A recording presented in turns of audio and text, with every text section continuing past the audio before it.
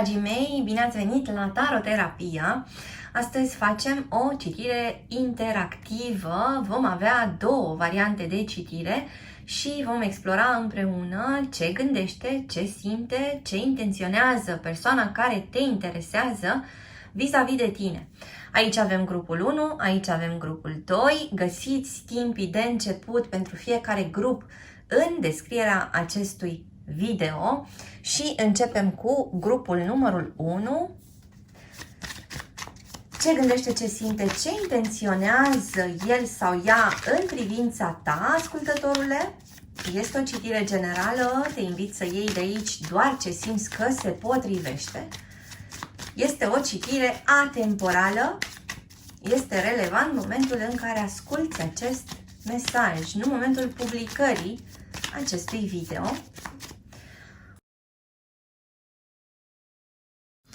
Și avem aici semne de foc care ar putea interacționa cu semne de aer. În mod specific avem pe cineva din balanță, pe cineva din vărsător sau pe cineva din leu. De asemenea, mai avem anumite persoane din semne de apă.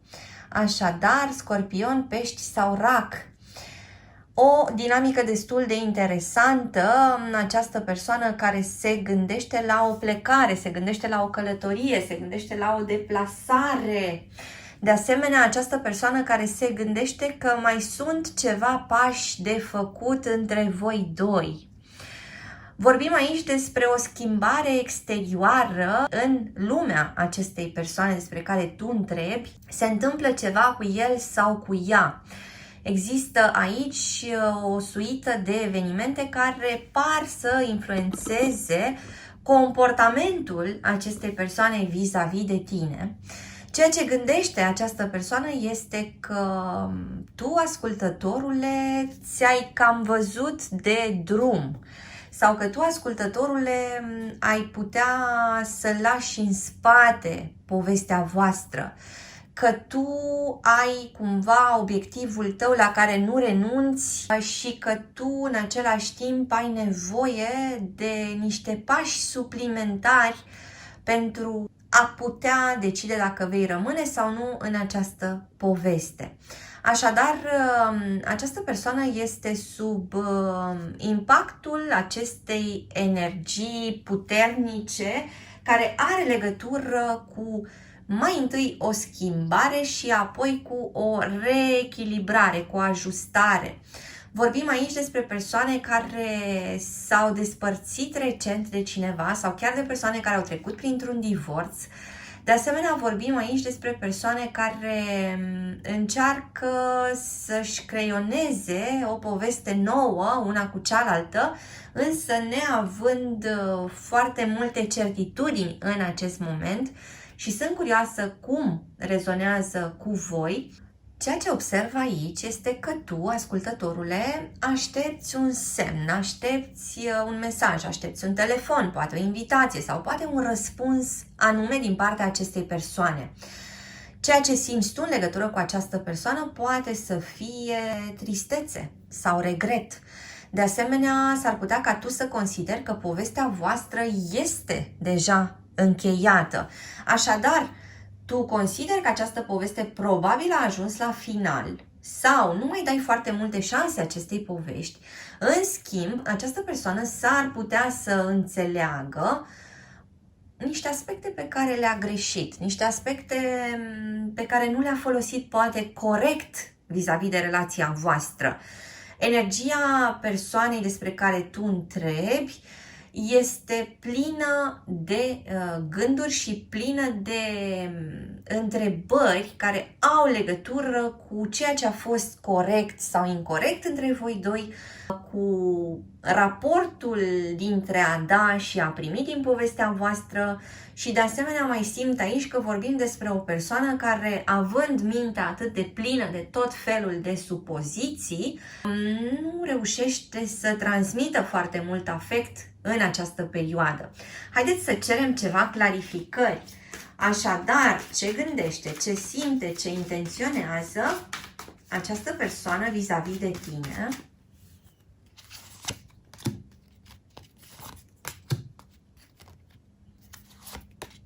Cineva care își pune mâinile în cap din cauza prea multor întrebări, simte că lucrurile dintre voi riscă destul de mult să meargă pe o pantă descendentă sau simte cumva că nu este ajutat sau ajutată.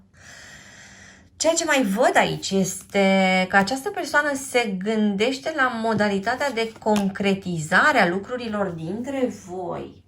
Această persoană ia în calcul niște aspecte foarte practice, ceva ce trebuie rezolvat foarte specific între voi doi, sau această persoană este îngrijorată în legătură cu situația sa financiară sau își pune problema că n-ar putea să fie la înălțimea ta din punct de vedere social, material, financiar. Avem aici o persoană care se simte cumva mai prejos decât tine, ascultătorule, și haideți să aflăm niște detalii suplimentare.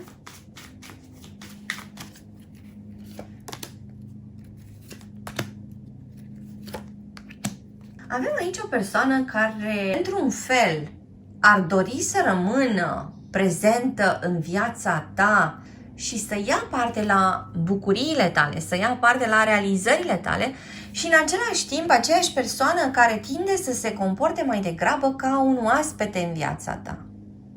Și sunt curioasă cum rezonează cu tine, ascultătorule. Așadar, cineva care vine, dar pleacă la fel de repede. Cineva care poate promite și apoi își retrage promisiunea. Sau cineva care începe cumva în forță și cu viteză să facă lucruri constructive pentru relația voastră, după care începe să facă pași înapoi.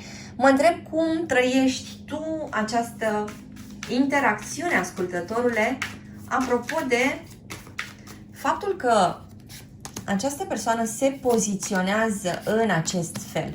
De ca și cum ar fi cineva foarte important în viața ta, dar în același timp cineva care își rezervă dreptul de a rămâne doar un oaspete, cineva care nu se implică cu totul, cineva care trebuie să aibă mereu ușa deschisă sau care are tot timpul gândul în mai multe părți. O persoană care întreține cu tine un raport mai degrabă pasional, dar fără să includă și celelalte elemente, poate. Sau cineva care se întâlnește cu tine din când în când, în condițiile sale, însă nu ia parte la ceea ce este cu adevărat relevant în viața ta. Haideți să cerem ceva detalii, clarificări.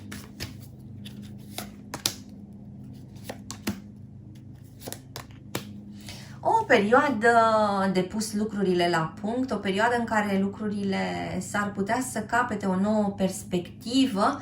Avem de asemenea aici o interacțiune dintre semne de foc și semne de pământ. Simt că în anumite cazuri aici s-ar putea să fiți într-o perioadă de pauză, s-ar putea să fiți într-o perioadă în care poate nu comunicați, o perioadă în care vă întrebați dacă se va mai întâmpla ceva sau nu.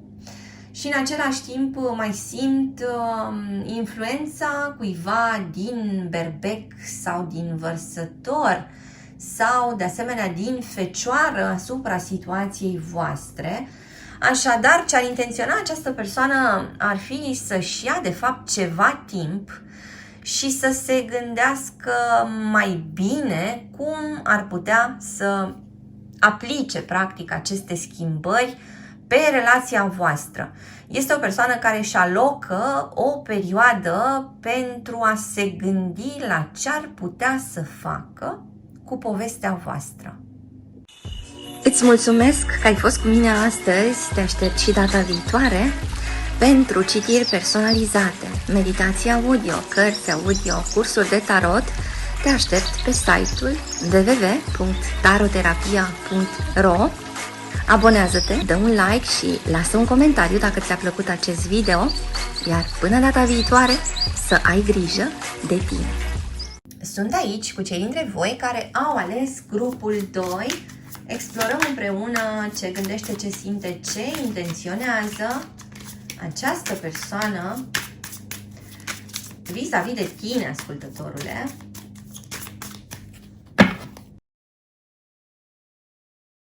Și vorbim aici despre interacțiuni dintre semne de apă cu semne de aer. Vorbim aici de asemenea despre două persoane care au trecut printr-o perioadă de conflict, dar care pot ajunge la un rezultat foarte satisfăcător. Vorbim despre un final de ciclu, se încheie ceva vechi și se deschide ceva nou. Această persoană care se gândește la tine ca la opțiunea principală sau începe să se gândească la tine ca la opțiunea principală. Această persoană care reușește să se întoarcă spre tine sau să-ți arate din nou afecțiune, ori să-ți arate din nou intențiile sale pozitive.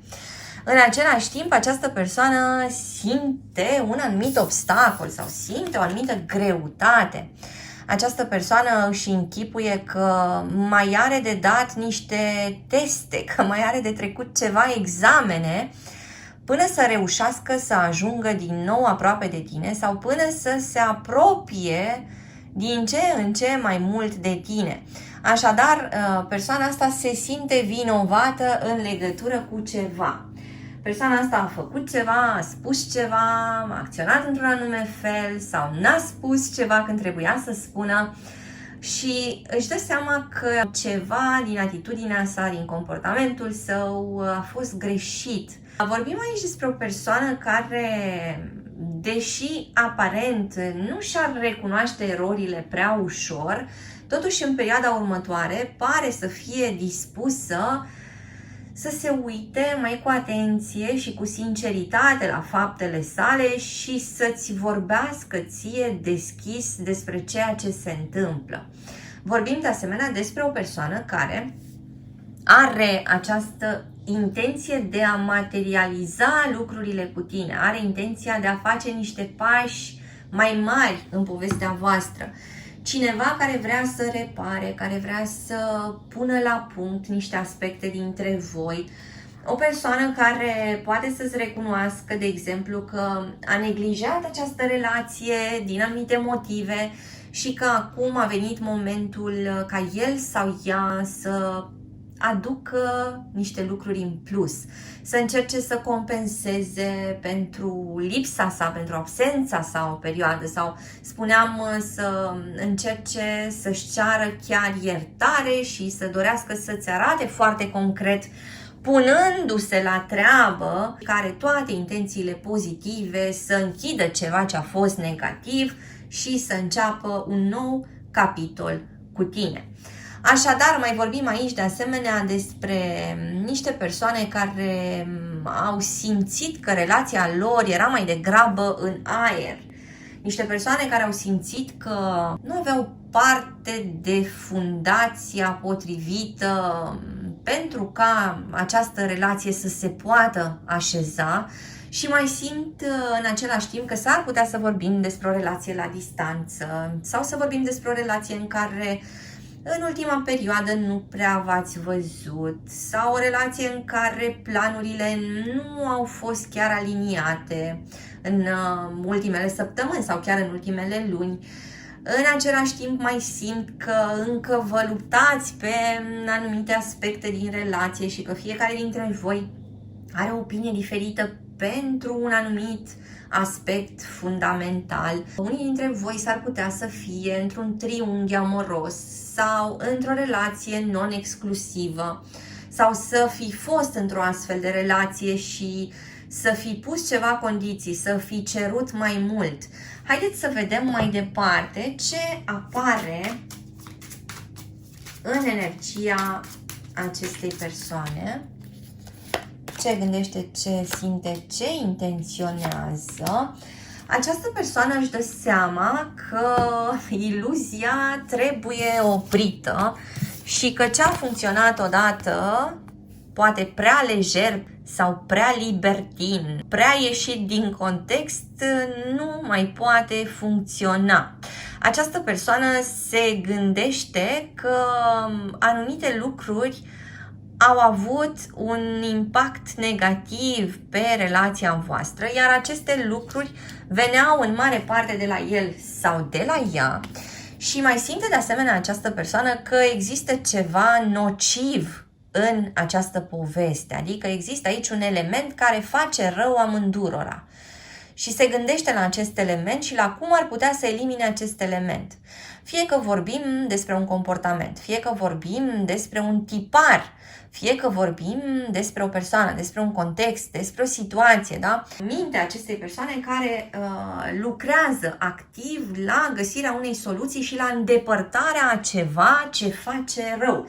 Și vă rog să-mi spuneți cum rezonează. Avem aici persoane care sunt născute în luna martie sau în luna septembrie sau persoane născute pe data de 3, 13 ori 23, persoane născute pe data de 6, 16 ori 26 sau pe data de 9, 19 ori 29, de asemenea interacțiuni care au început în luna februarie sau în luna august, ori persoane care sunt născute pe 2, 12 ori 22.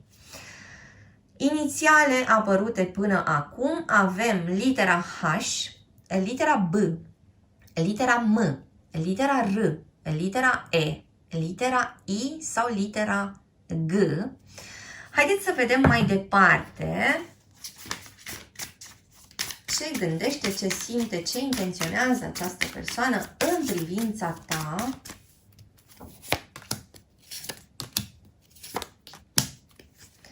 O persoană care vrea să se apropie, cineva care simte că ar putea să cadă, cineva care se teme de o cădere, cineva care nu dorește să fie împins de pe stâncă și deci nu-și dorește să iasă din viața ta, nu-și dorește să-și piardă rolul privilegiat din viața ta, nu dorește ca tu să acorzi prioritate altcuiva, cineva care se teme foarte mult că îl vei exclude sau o vei exclude din viața ta și ca și consecință va cădea și va fi foarte dureroasă această cădere.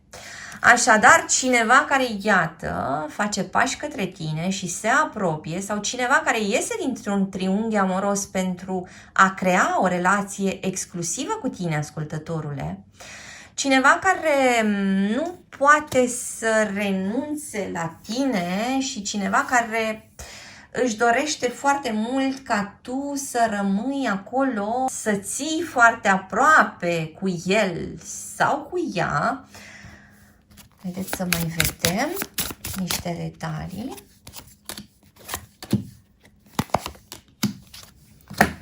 Cineva care începe să te asalteze cu tot felul de mesaje, cu tot felul de propuneri, cu tot felul de invitații, care au legătură cu niște aspecte romantice, o persoană care începe să devină tot mai drăgăstoasă, o persoană care vorbește și despre nemulțumirile sale din trecut, spunându-ți totuși că are o altă idee acum și are o altă perspectivă din care privește povestea voastră, cineva care de asemenea iese dintr-un context prea larg pentru a intra într-un context în doi și o poveste care are din nou șanse la mai mult și mai bine.